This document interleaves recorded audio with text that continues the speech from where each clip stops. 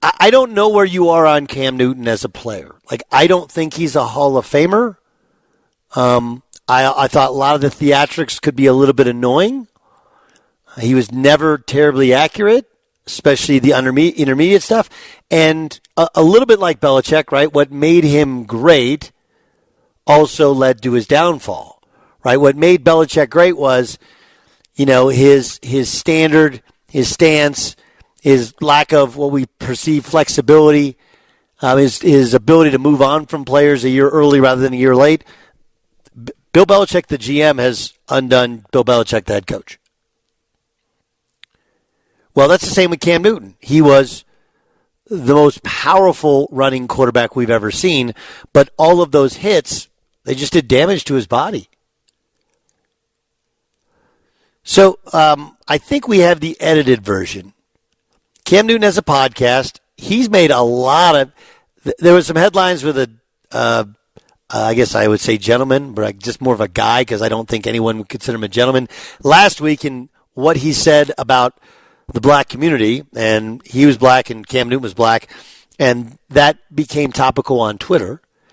Then this week Cam Newton's done it again. Take a listen to what he says about Brock Purdy, Tua, and Dak Prescott. Lamar Jackson, obviously Patrick Mahomes, Dak Prescott, Brock Purdy, but Brock, they're not winning because of him.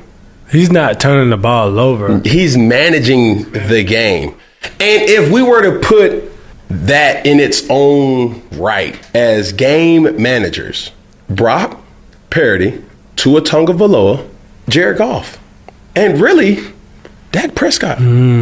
These are game managers. They're not difference makers. And when you say game manager, I'm not asking you to go out and win the game. I'm just asking you not to lose. Not to lose the game.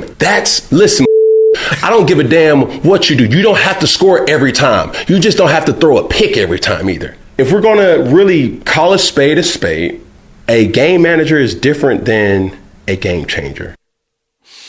So there's two parts to this. Okay, the first part of it is the basic, like, do you agree, do you disagree? But the second part to it is the part that I find to be the most troubling. Now, I do believe that you can give opinions if you haven't played.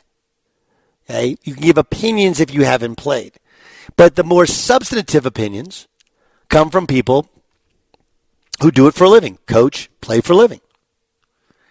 And my point to it is, look, I don't think Cam Newton has a complete sense of himself and who he is.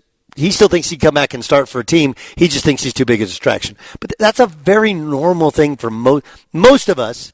If you asked us to be honest, whatever our job is, we think we're qualified or we're good enough to do the job that makes a little more money in our field.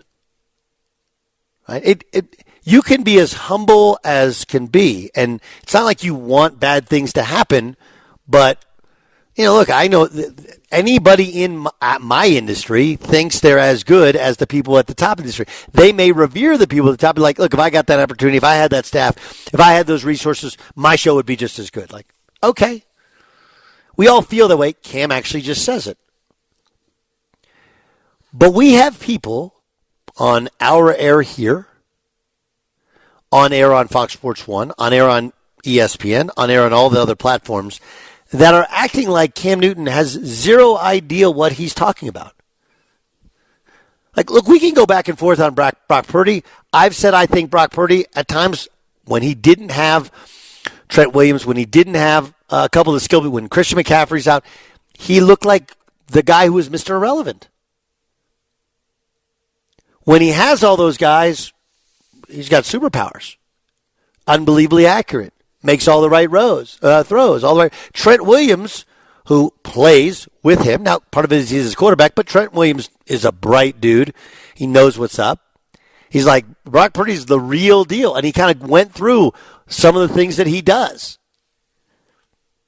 So this is one of those people like myself, and how I would separate myself from other people who are in this industry who didn't play in college, who didn't play pro football would be, like everybody, I played tackle football growing up for 8 years. but that doesn't necessarily separate my level of football intelligence. I've just been around it, and sports, when you play high-level sports,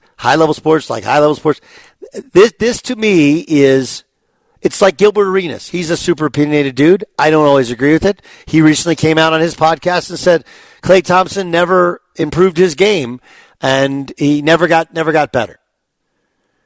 Now, I would disagree with that from a myriad of aspects, but that's Gilbert Arenas, who played in the NBA, averaged over 25 points a game in the NBA, and he studies it, he knows it, he has his opinion, and his opinion comes from knowledge of having played and been and played against Klay Thompson. I guess what I'm getting at is, I think Dak Prescott's a little better than the game manager. I think we act like game manager is a bad thing. It just signifies he doesn't think they're elite quarterbacks. And I kind of think he's a little bit more right with Dak than he is wrong. I think he's really right with Tua. I think he's right with Brock Purdy. All three may be a little bit better than giving them credit for. They're not like a Trent Dilfer. Just hand the ball off. Don't turn it over. Don't lose the game. They can win games. They've made some plays. But, I mean, Tua Tagovailoa, when Tyreek Hill wasn't in the game, the offense did nothing. You know, they lost, was it 28-27? But one was a defensive touchdown. The other one was basically set up by an ill-fated pitch by Will Levis, like basically another defensive touchdown. So the point is that what he's saying, I think, has some validity in that we can point to when guys have been out, all three of those quarterbacks have looked really, really ordinary. Really ordinary.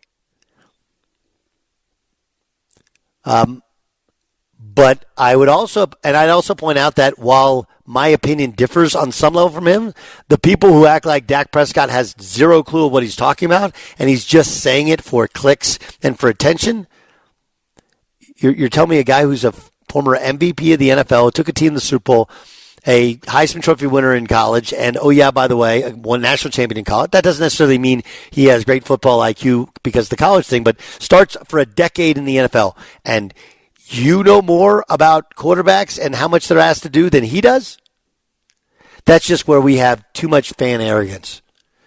That comes from message boards. That comes from call-in shows where your opinion matters. Look, dude, your opinion doesn't matter.